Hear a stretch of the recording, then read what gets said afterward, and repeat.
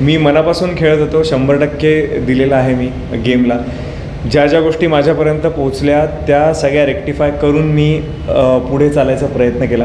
एका नोटवर मी तो गेम सुरू केला. वाईल्ड कार्ड होतो डेफिनेटली. मी गेमच्या मध्यभागी गेलेलो, ऑलरेडी जिथे लोक सेट झाले आणि असे रिलॅक्स, जेव्हा लोक रिलॅक्स मोडमध्ये होते तेव्हा मी त्यांचं रिलॅक्सेशन घालवलं आहे. त्यामुळे सगळ्यांचं रिॲक्शन तेच होते की अरे अरे वाईल्ड कार्ड आला, आणि त्यातल्या त्यात हा आलाय, हा थोडा स्ट्रॉंग वाटतोय. आणि जे नोशन शेवटपर्यंत होतं त्यांचं की हा one of the strong contender आहे, आणि मी त्याच नोटवर गेममधून बाहेर निघालो.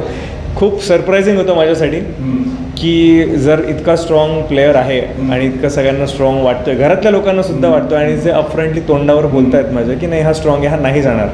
नॉमिनेशन्समध्ये पण ते बोलले, एविक्शनच्या वेळेस पण ते बोलले की हा नाही जाणार, ह्याच्या व्यतिरिक्त हा जाणार.